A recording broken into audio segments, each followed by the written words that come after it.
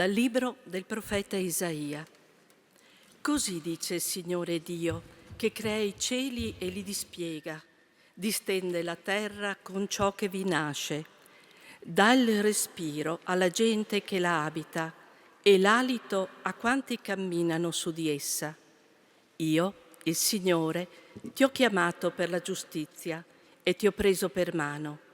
Ti ho formato e ti ho stabilito come alleanza del popolo e luce delle nazioni, perché tu apra gli occhi ai ciechi e faccia uscire dal carcere i prigionieri, dalla reclusione coloro che abitano nelle tenebre.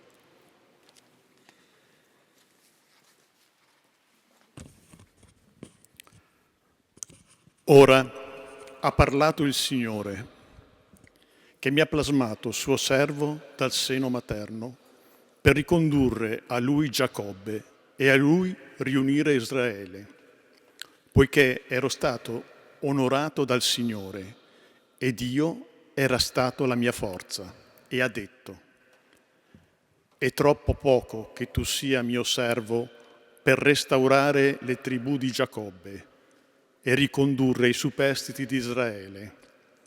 Io ti renderò luce delle nazioni, perché porti la mia salvezza fino all'estremità della terra.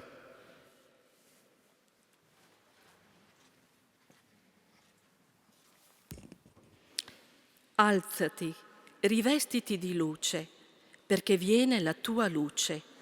La gloria del Signore brilla su di te. Poiché ecco, la tenebra ricopre la terra, nebbia fitta avvolge i popoli, ma su di te risplende il Signore, la sua gloria appare su di te. Cammineranno le genti alla tua luce, i re allo splendore del tuo sorgere. Alza gli occhi intorno e guarda. Tutti costoro si sono radunati, vengono a te.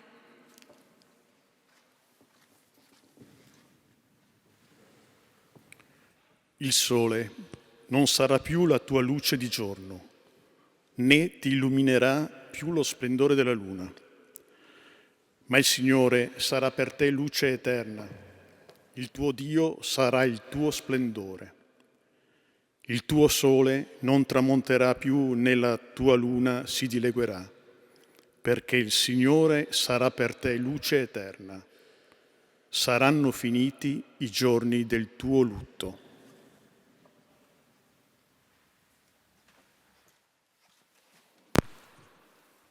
C'è gente, anche noi tante volte, che non può vivere nella luce perché è abituata alle tenebre. La luce li abbaglia, sono incapaci di vedere, sono dei pipistrelli umani. Soltanto sanno muoversi nella notte e anche noi, quando siamo nel peccato, siamo in questo stato, non tolleriamo la luce. È più comodo per noi vivere nelle tenebre. La luce ci schiaffeggia, ci fa vedere quello che noi non vogliamo vedere. Ma il peggio è che gli occhi dell'anima, dal tanto vivere nelle tenebre, si abituano a tal punto che finiscono per ignorare cosa sia la luce, perdere il senso della luce, perché mi abituo più alle tenebre. Lasciamo che l'amore di Dio, che ha inviato Gesù per salvarci, entri in noi e la luce che porta Gesù, la luce dello Spirito, entri in noi e ci aiuti a vedere le cose con la luce di Dio, con la luce. All'inizio di questa veglia chiediamo allora ancora una volta luce, luce dello Spirito Santo, luce di verità, luce che vince le tenebre dell'odio, della guerra, della divisione, luce che genera pace, la pace di cui abbiamo tanto bisogno. La preghiera di questa veglia, alla vigilia di Pentecoste, ci aiuti anche a chiedere il dono della pace che illumina ogni uomo. Ci alziamo in piedi.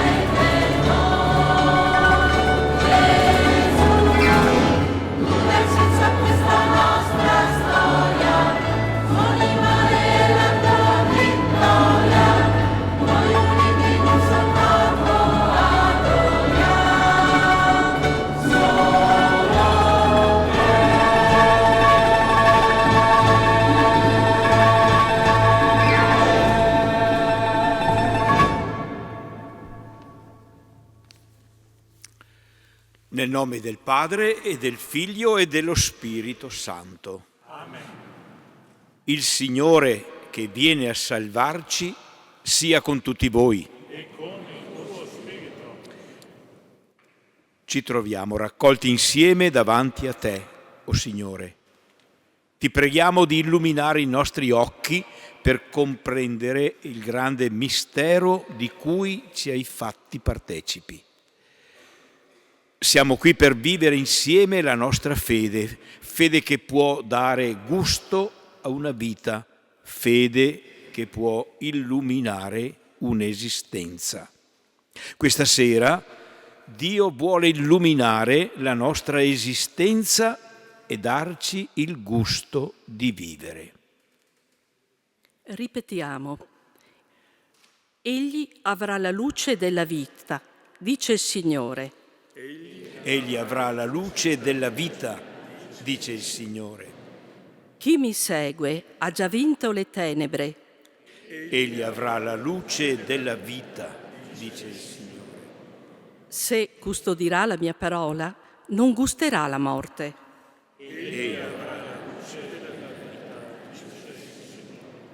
Chi mi segue ha già vinto le tenebre, per una strada sicura cammina.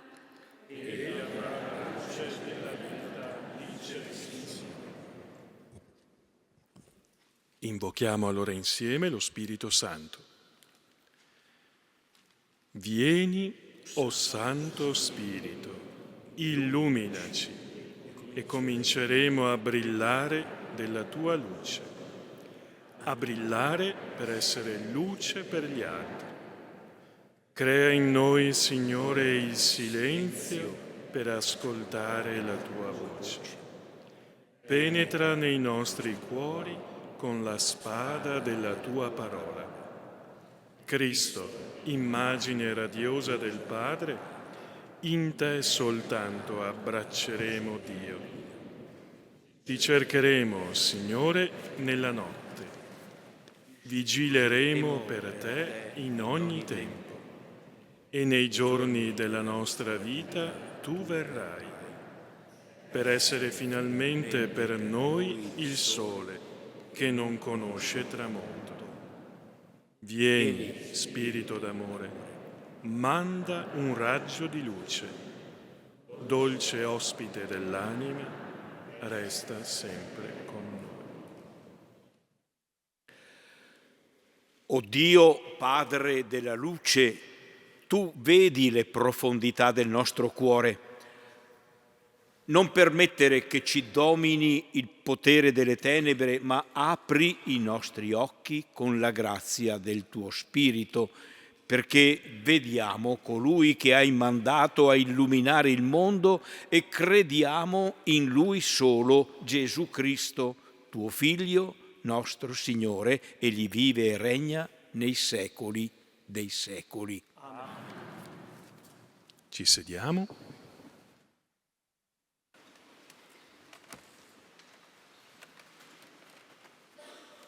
La nostra preghiera sarà vissuta in 3 momenti. Il primo momento, in questo primo momento invochiamo lo Spirito Santo per accogliere la luce che Dio ha messo in ogni creatura, quella luce che è vita.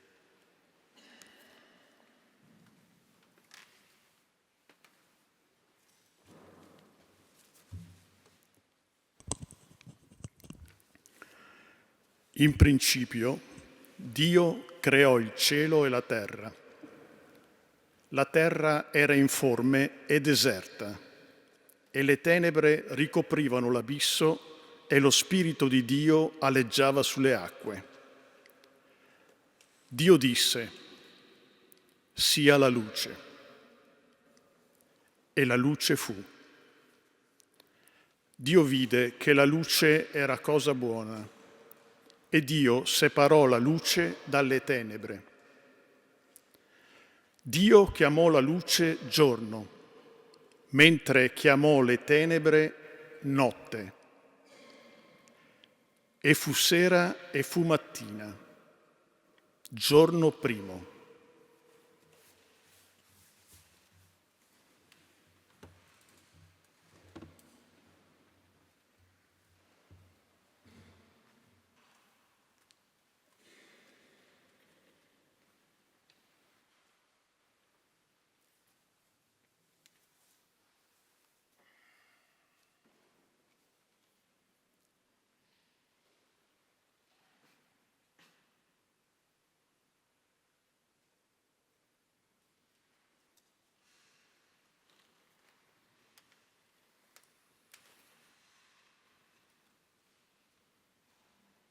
dall'ascolto di questa parola di vita che ha illuminato tutta la creazione, rispondiamo, ascoltando due solisti, con le parole giuste, le parole dei salmi, le parole per dire grazie di quella luce che è la vita che è in noi, la vita che viene da Dio.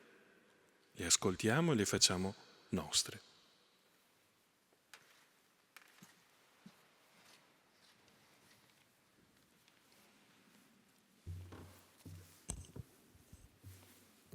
Signore, tu dai luce alla mia lampada, il mio Dio rischiara le mie tenebre.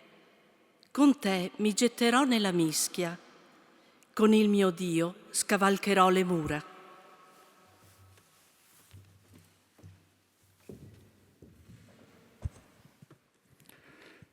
Il Signore è mia luce e mia salvezza. Di chi avrò timore? Il Signore è difesa della mia vita. Di chi avrò paura?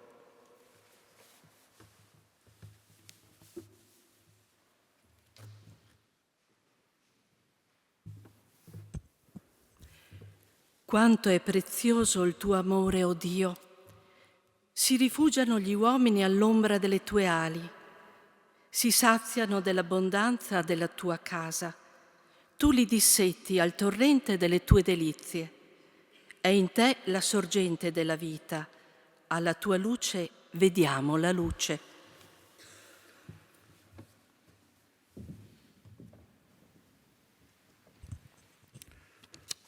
Manterrò, o Dio, i voti che ti ho fatto. Ti renderò azioni di grazie, perché hai liberato la mia vita dalla morte, i miei piedi dalla caduta, per camminare davanti a Dio nella luce dei viventi.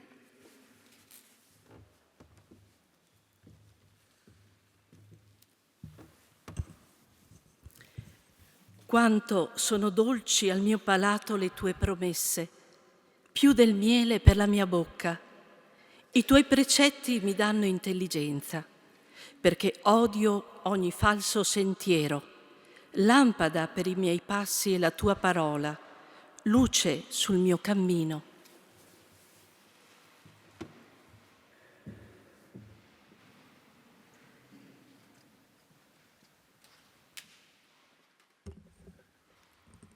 Rileggiamo alcuni di questi passaggi dei Salmi, ci fermiamo su quello che illumina di più la mia vita in questo momento.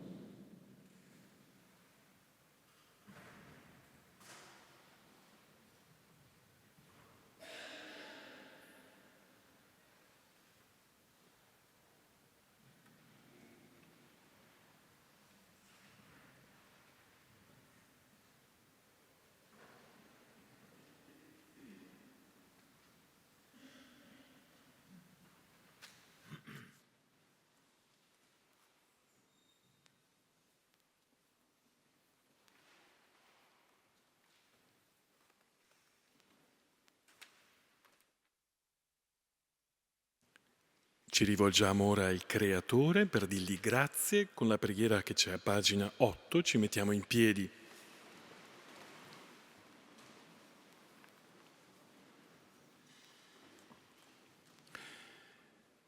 Signore e Padre dell'umanità, che hai creato tutti gli esseri umani con la stessa dignità, infondi nei nostri cuori uno spirito fraterno. Ispiraci il sogno di un nuovo incontro, di dialogo, di giustizia e di pace. Stimolaci a creare società più sane e un mondo più degno, senza fame, senza povertà, senza violenza, senza guerre. Il nostro cuore si apra a tutti i popoli e le nazioni della terra, per riconoscere il bene e la bellezza che hai seminato in ciascuno di essi, per stringere legami di unità, di progetti comuni, di speranze condivise. Amen. E ora durante il canto vi chiedo di fare un piccolo segno, avete ricevuto un piccolo braccialetto, uno dei due, ne avete ricevuto i due in realtà, uno dei due, ora lo accendiamo, è il segno di quella luce che abita in noi, la luce della vita che abbiamo ricevuto da Dio, e per accenderlo basta spezzettarlo un pochettino e agitarlo e si accenderà. E intanto cantiamo.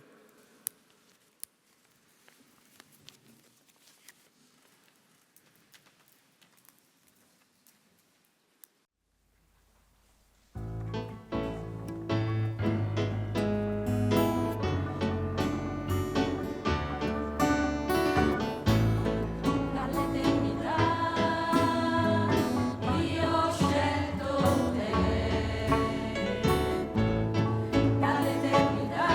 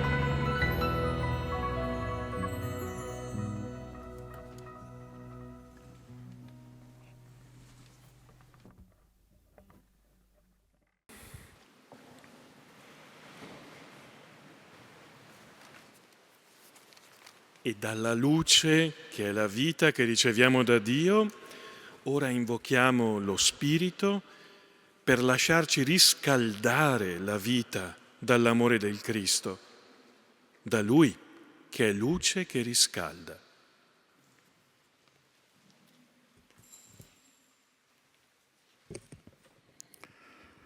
Quanta gente, quanti cristiani passano il tempo guardando il crocifisso e lì trovano tutto, perché hanno capito.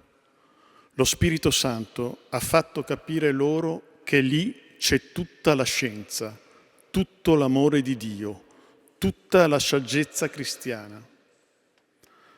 Paolo parla di questo, spiegando che tutti i ragionamenti umani che lui fa servono fino a un certo punto, ma il vero ragionamento, il modo di pensare più bello, ma anche che più spiega tutto, è la croce di Cristo. È Cristo crocifisso che è scandalo, è pazzia, ma è la via. E questo è l'amore di Dio. Dio ha tanto amato il mondo da dare il Figlio unigenito. E perché?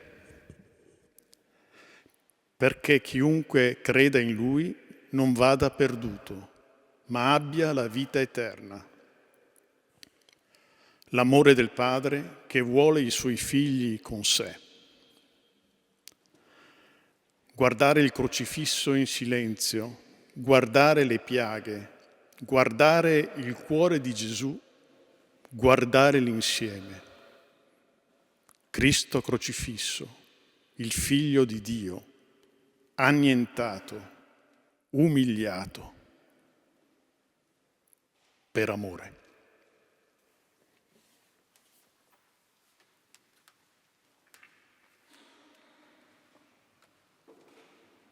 Restiamo in silenzio, fissando il nostro sguardo sul crocifisso, luce che illumina.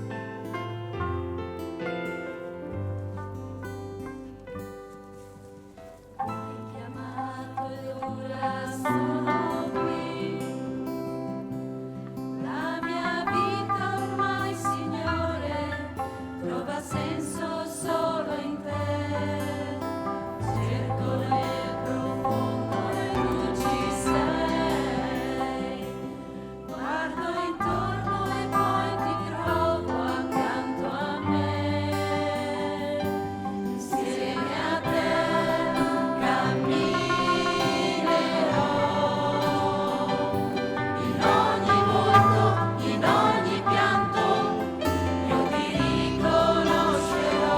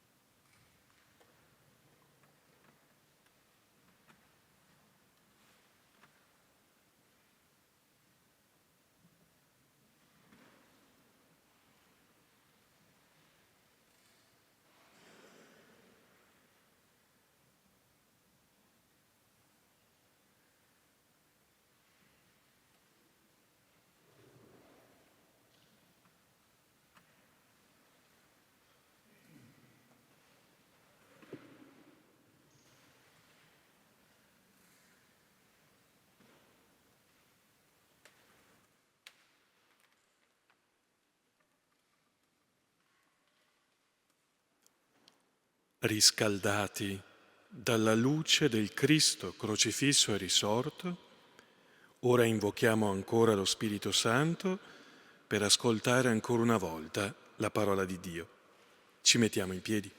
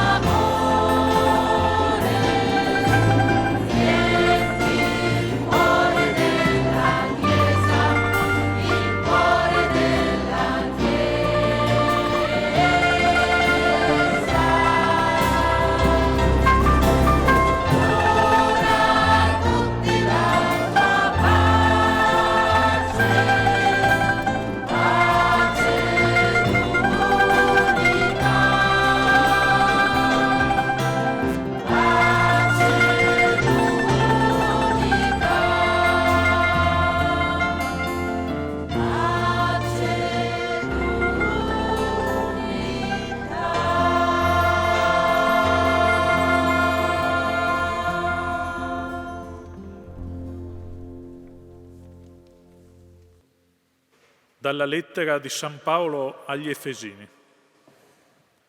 Fatevi dunque imitatori di Dio, quali figli carissimi, e camminate nella carità, nel modo in cui anche Cristo ci ha amato e ha dato se stesso per noi, offrendosi a Dio in sacrificio di soave odore.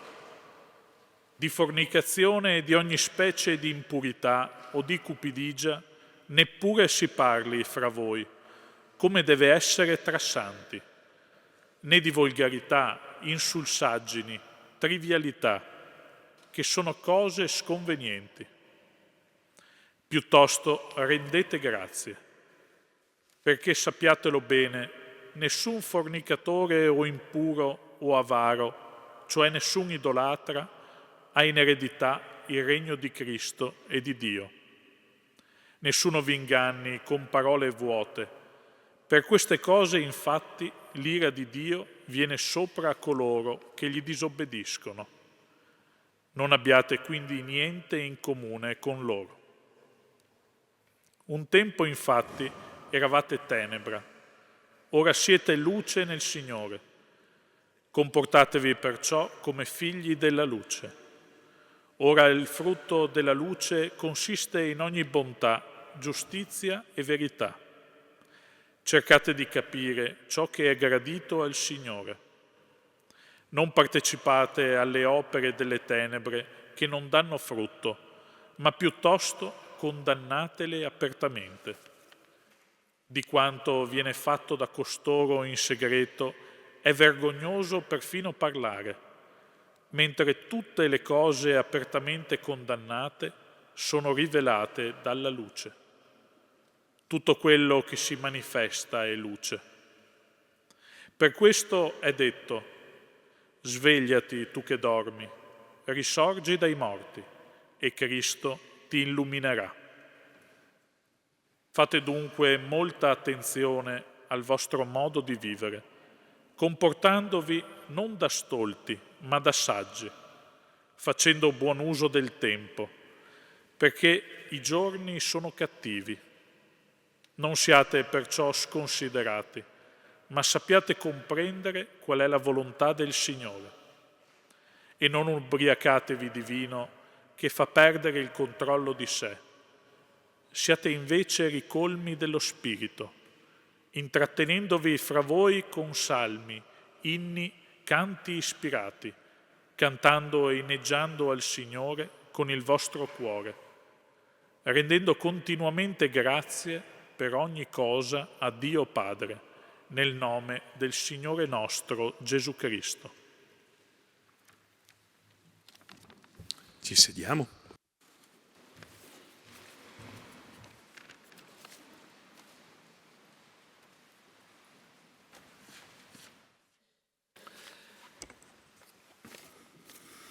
Credo che potremo fruttuosamente sostare su questo brano della lettera di San Paolo agli Efesini senza bisogno di tanti commenti. Ma mi è venuto di pensare questo: il tema della luce su cui è impostata questa veglia non è un tema estraneo alla nostra cultura occidentale, non è un tema esclusivamente cristiano. Abbiamo avuto non moltissimo tempo fa quello che viene chiamato il secolo dei lumi, secolo cioè della luce o delle luci.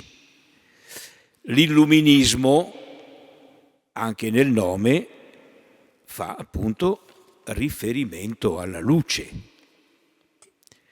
la luce della ragione che spazza via l'oscurità, o meglio ancora l'oscurantismo derivato dall'ignoranza, dalla superstizione, da lasciarsi guidare da altri. Ricordate la famosa definizione di Kant? Fondamentalmente l'oscurantismo generato dalla fede, perché è stata questa poi l'applicazione. Ma per andare più indietro, tutto il movimento della gnosi, dei tempi ancora greco-romani, era un movimento di illuminati. E illuminati vennero chiamati o si denominarono loro stessi gli appartenenti a movimenti che fondamentalmente si rifanno alla gnosi e che attualmente proliferano nel mondo. Illuminati sono gli adepti alla massoneria, illuminati sono i componenti di altri gruppi segreti presenti in giro per il mondo. Che differenza c'è? Che differenza c'è fra quella luce e la luce di cui parla Isaia, di cui parla San Paolo? Possiamo semplicemente dire così: la luce dell'illuminismo o di questi gruppi illuminati dalla gnosi in poi è una luce che viene dall'uomo, una luce che viene dall'uomo, dalla sua scienza, dalla sua tecnica, una luce che produce fondamentalmente conoscenza, illuminazione come conoscenza. La luce di cui parla San Paolo è la luce che viene dal Signore. Svegliati tu che dormi, risorgi dai morti e Cristo ti illuminerà. Lasciati illuminare da Cristo, è Lui la luce che illumina. Le letture, i canti che abbiamo fatto dicono esattamente questo. San Paolo in termini molto precisi, ma anche i canti e le preghiere che abbiamo fatto e le altre letture. Ed è significativo che San Paolo, quando definisce i frutti della luce, proprio nel brano ascoltato, non parla di conoscenza. La luce dell'illuminismo produce conoscenza. La luce che viene da Cristo produce bontà, giustizia e verità.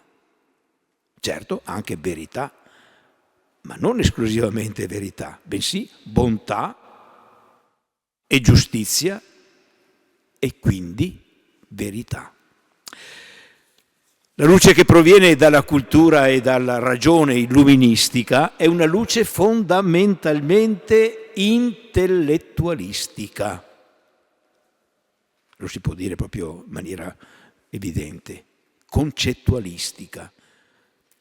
Produce idee, o meglio, ideologie. E noi sappiamo bene qual è stato l'esito delle ideologie nel secolo scorso. Disastroso. Il comunismo, il fascismo, il nazismo, il razzismo, e potremmo continuare con tanti altri ismi. La luce che viene da Cristo produce una pratica di vita buona, bontà, giustizia, verità. Una pratica di vita buona ed è frutto di un discernimento, magari faticoso, ma di un discernimento che ha come criterio di misura e di giudizio il progetto del Signore. Cercate di capire ciò che è gradito al Signore, grazie a quella luce che vi dà. Cercate di capire ciò che è gradito al Signore. E mi pare allora perfettamente plausibile la suddivisione di questa veglia, che non dice la luce fa conoscere, ma dice la luce è vita. La luce riscalda e proprio per questo la luce illumina. La luce che viene dal Signore Gesù ed è dono dello Spirito, è una luce personale, non è un'idea, è una luce personale. Potremmo dire che è una relazione la quale accompagna, riscalda il cuore, e proprio per questo fa anche capire ciò che è buono, giusto e vero. I primi cristiani usavano chiamarsi fra di loro fotismoi, una delle varie definizioni. Fotismoi deriva da photos, luce, illuminati. come gli appartenenti alla massoneria? No, assolutamente. Apriti a Cristo, è Lui che ti illuminerà. Illuminati da una persona, illuminati dalla relazione con Lui, e proprio per questo luminosi, non perché tu sia luce, ma perché tu sei illuminato da Cristo e pertanto diventi luce per gli altri. Voi siete luce del mondo, non tanto perché siete più intelligenti degli altri, non tanto perché avete più conoscenza e più idee degli altri, non tanto perché disponete di conoscenze tecniche superiori agli altri, ma perché vi lasciate guidare dallo Spirito ad una comunione sempre più profonda con Gesù, che è, Lui sì, luce vera, la luce vera che illumina ogni uomo. Abbiamo pregato all'inizio con parole molto belle che richiamo e concludo. Apri i nostri occhi con la grazia dello Spirito Santo. È un dono poter vedere questa luce. Perché vediamo colui che hai mandato a illuminare il mondo, il Signore Gesù, e crediamo in Lui solo.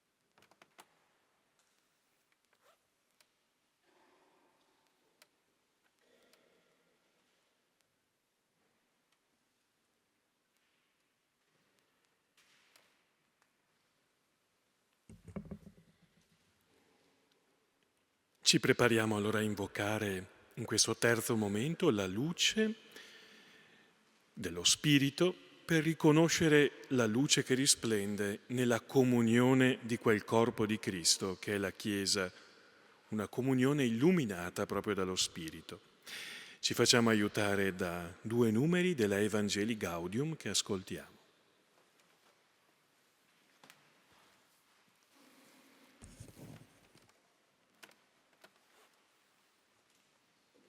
Il tutto è più delle parti ed è anche più della loro semplice somma. Dunque, non si deve essere troppo ossessionati da questioni limitate e particolari. Bisogna sempre allargare lo sguardo per riconoscere un bene più grande, che porterà a benefici a tutti noi. Però occorre farlo senza evadere, senza sradicamenti. È necessario fondare le radici nella terra fertile e nella storia del proprio luogo, che è un dono di Dio.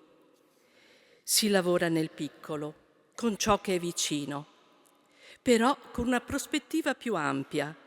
Allo stesso modo, una persona che conserva la sua personale peculiarità e non si annulla, ma riceve sempre nuovi stimoli per il proprio sviluppo. Non è né la sfera globale che annulla, né la parzialità isolata che rende sterili. Il modello non è la sfera, che non è superiore alle parti, dove ogni punto è equidistante dal centro e non vi sono differenze tra un punto e l'altro. Il modello è il poliedro, che riflette la confluenza di tutte le parzialità che in esso mantengono la loro originalità.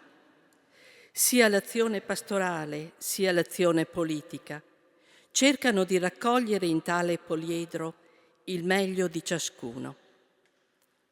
Lì sono inseriti i poveri con la loro cultura, i loro progetti e le loro proprie potenzialità. Persino le persone che possono essere criticate per i loro errori hanno qualcosa da portare che non deve andare perduto. È l'unione dei popoli che nell'ordine universale conservano la loro peculiarità. È la totalità delle persone in una società che cerca un bene comune che veramente incorpora tutti.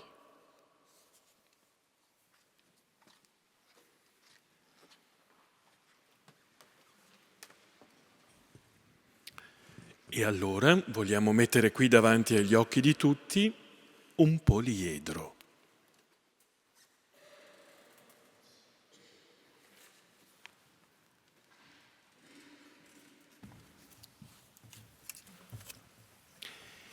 In questo poliedro ci siamo proprio tutti, ci siamo tutti noi e ci sono tutte le associazioni, le aggregazioni, i movimenti laicali che sono presenti nel nostro territorio della diocesi.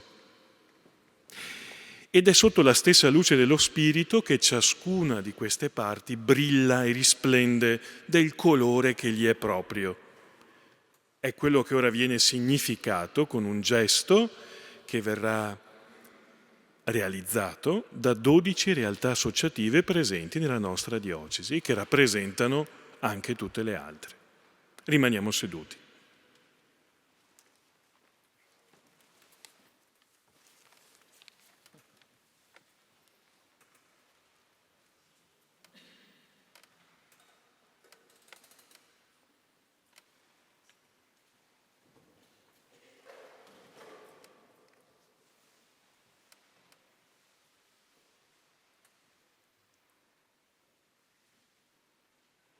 Comunione e liberazione. Vado.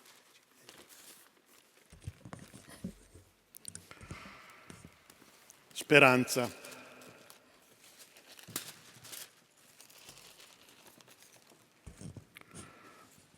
O Madonna, tu sei la sicurezza della nostra speranza. Questa è la frase più importante per tutta la storia della Chiesa.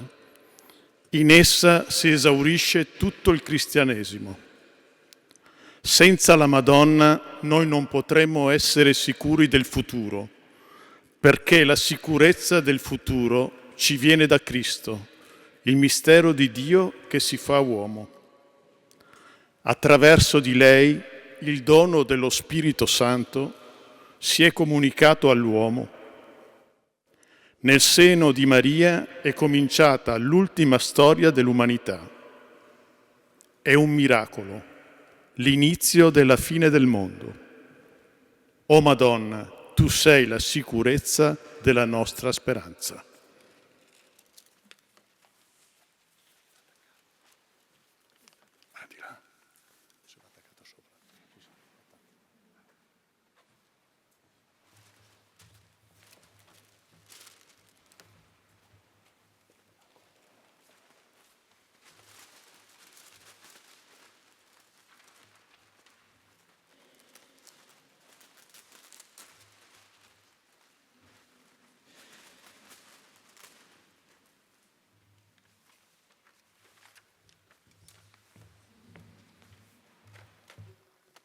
Azione cattolica.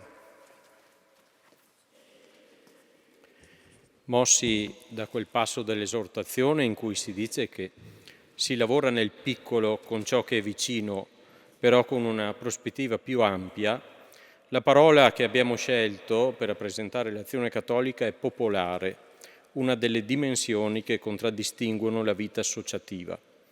L'Azione Cattolica Italiana, attraverso la propria vita associativa, intende realizzare, dice lo Statuto, nella comunità cristiana e nella società civile una specifica esperienza ecclesiale laicale, comunitaria e organica, popolare e democratica. La popolarità è dimensione concreta, dove si incontrano persone e cose, luogo caro in cui riconoscerci, sentirsi accolti, protetti.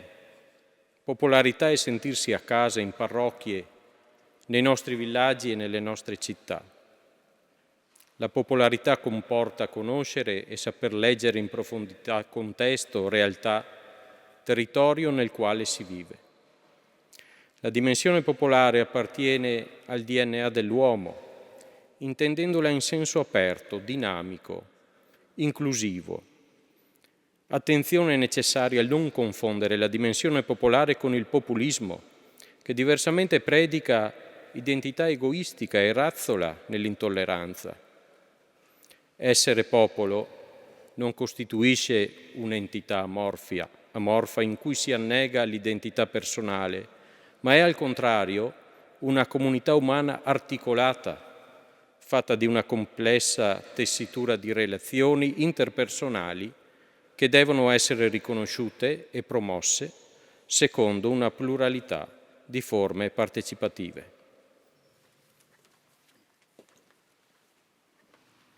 Movimento dei Focolari.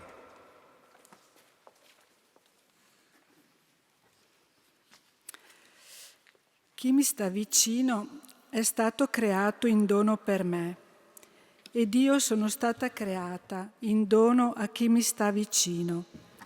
Sulla terra tutto è in rapporto di amore con tutto, ogni cosa con ogni cosa. Occorre però essere l'amore per trovare il filo d'oro tra gli esseri. Da uno scritto di Chiara Lubick. E nel movimento dei Focolari si è sempre pensato e detto che ciascuno di noi è unico, ognuno dono per l'altro, e che questa nostra diversità arricchisce il mondo, protesi verso il fine ultimo, che è l'unità. La nostra parola quindi è dono.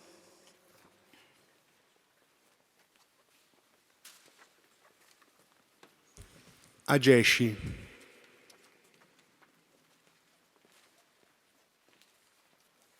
Comunità. La comunità è lo stile con cui noi scout viviamo il nostro stare insieme a tutte le età, in branco, in cerchio, in reparto, in noviziato, in clan, in comunità capi. Ognuno riflette una sfumatura diversa di colore, che solo in una dimensione di convivialità delle differenze può risaltare e creare qualcosa di bello. In comunità si sperimentano il gioco, l'avventura, la strada, la fede.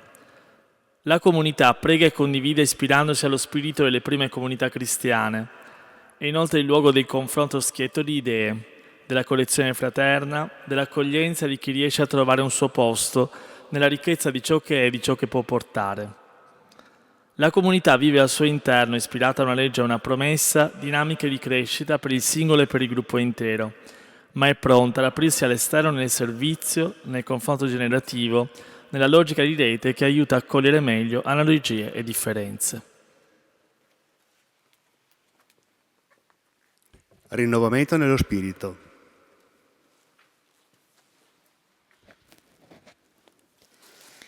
La riscoperta dell'azione dello Spirito Santo e della grazia battesimale mediante un cammino di vita nuova e la preghiera di effusione dello Spirito Santo, l'incontro vero e autentico con Gesù Signore e Salvatore fanno sperimentare un modo nuovo di essere cristiani e di vivere nella Chiesa secondo la tradizione propria delle prime comunità cristiane.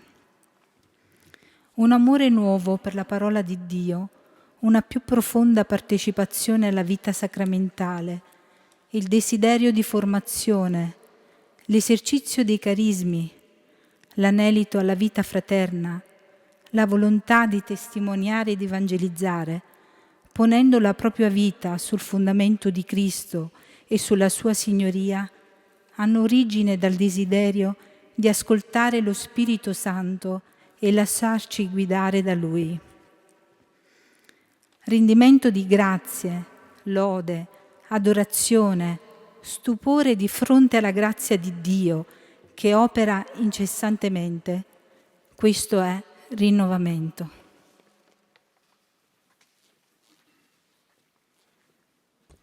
L'unitalsi, per un imprevisto improvviso, non riescono ad esserci. Comunque la loro parola si esprime con servizio. La esponiamo comunque.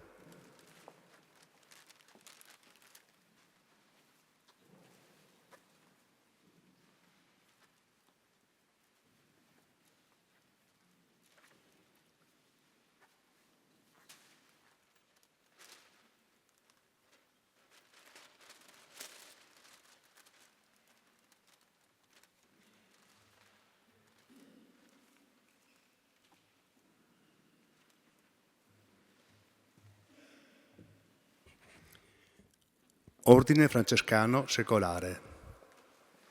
Lo rappresentano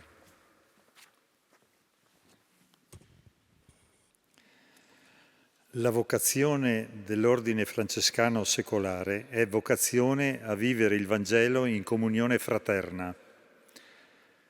San Francesco nel suo testamento dice: «Il Signore mi donò dei fratelli».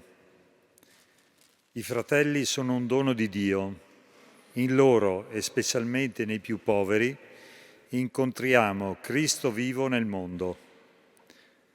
Vivere in fraternità è un'esperienza che arricchisce, fa uscire da se stessi e fa crescere nell'amore reciproco, facendosi dono per gli altri.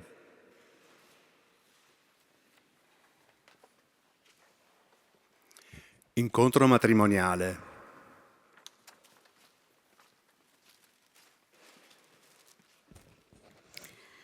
La nostra associazione aiuta le coppie di sposi ad approfondire il dialogo, l'espressione dei sentimenti, il valore del sacramento del matrimonio, così che ogni coniuge continui a decidere di amare l'altro come Gesù stesso ci invita a fare.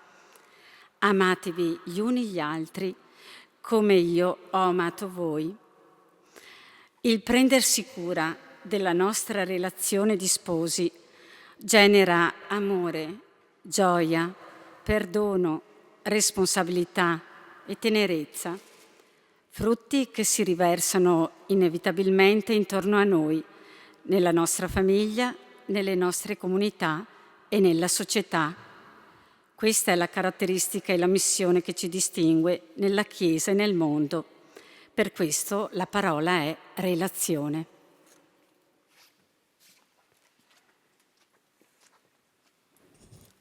Carismatici d'Assisi.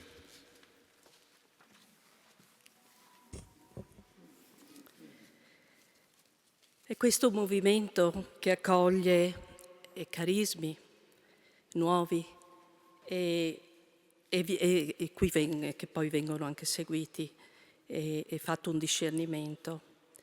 Per cui la parola, la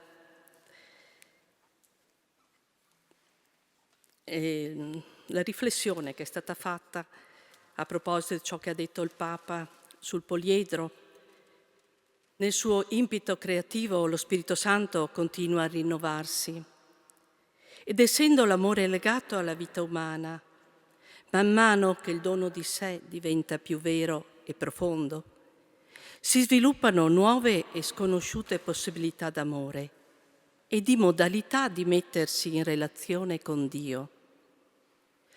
Su quell'insieme di gemme preziose che in un poliedro dalle 1000 sfaccettature sprigiona bagliori di luce divina. Lo Spirito illumina e unisce nell'unica verità dell'amore.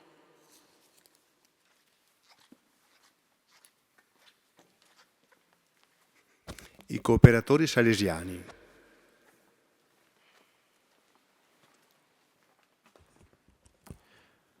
Abbiamo scelto la parola sogni, perché come salesiani cooperatori condividiamo i sogni di Don Bosco per tutti i giovani. Ci impegniamo a sognare con i giovani e a crederci insieme. I sogni non sono solo desideri, ma progetti che diventano azioni concrete e quotidiane. In quest'epoca di passioni tristi, incoraggiare i giovani ad avere sogni di bene è una grande sfida educativa. E quest'anno festeggiamo i 200 anni del sogno dei 9 anni di Don Bosco, che ha profondamente segnato e guidato la sua missione e quella di tutta la famiglia salesiana.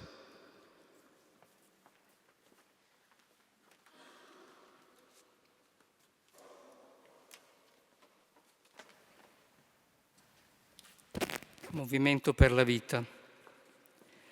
Noi dell'Associazione Centro di Aiuto alla Vita, Movimento per la Vita, crediamo nel valore e nella bellezza di ogni vita umana, dal concepimento alla morte naturale.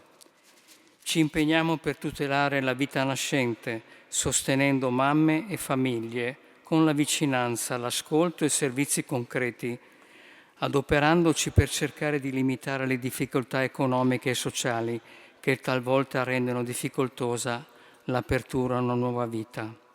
Quindi la parola è accoglienza per ogni essere umano, nella convinzione che la vita sia un bene comune da accogliere e proteggere sempre, in ogni situazione, specialmente quando è più fragile e indifesa.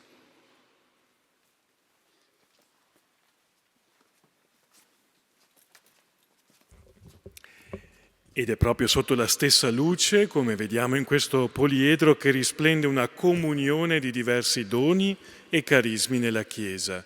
Per questo ora cantiamo.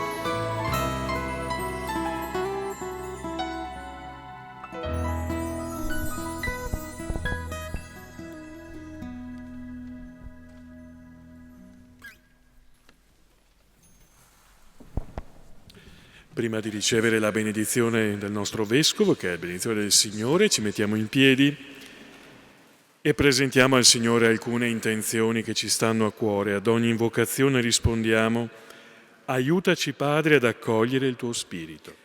Aiutaci, o Padre, ad accogliere il tuo Spirito.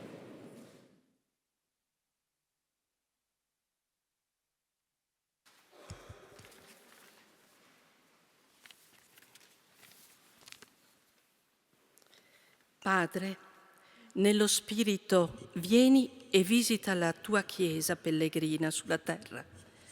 Dona le speranza nel cammino per illuminare dalla tua luce ogni essere umano che cerca il tuo volto. Preghiamo. Aiutaci, Padre, ad accogliere il tuo Spirito.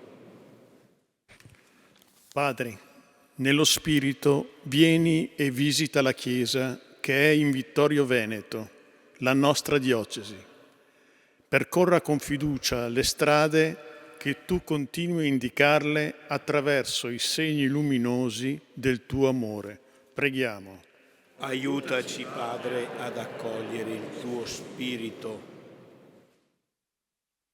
Padre, nello Spirito vieni e visita con la tua luce chi si sente smarrito e afflitto, possa ritrovare fiducia e camminare nella vita custodito dalla tua provvidenza. Preghiamo. Aiutaci, o Padre, ad accogliere il tuo Spirito. Padre, nello Spirito vieni e visita con la tua luce chi vive un tempo di tristezza e di scoraggiamento. Scopra nella tua parola una chiamata a riscoprire i propri doni e la propria bellezza interiore. Preghiamo. Aiutaci, Padre, ad accogliere il tuo Spirito. Padre, nello Spirito vieni e visita con la tua luce le famiglie, in cui si sono spente l'armonia e la concordia, possano avere ancora la capacità di osare il dialogo e la comunicazione d'amore. Preghiamo. Aiutaci, o Padre, ad accogliere il tuo Spirito.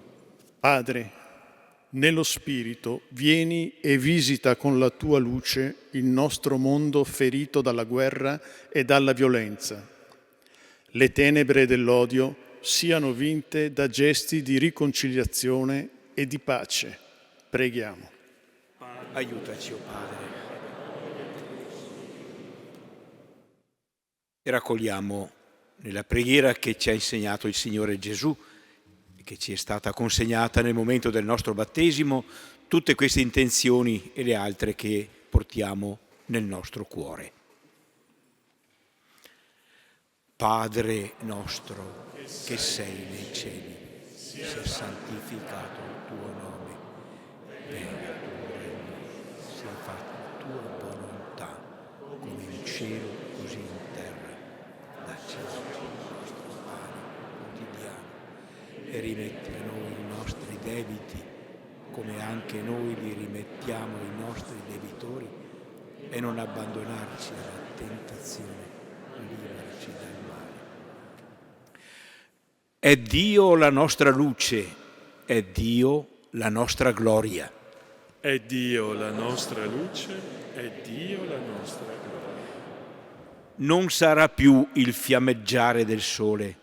È Dio la nostra luce, è Dio la nostra gloria. Non ci sarà più sera, non ci sarà tristezza.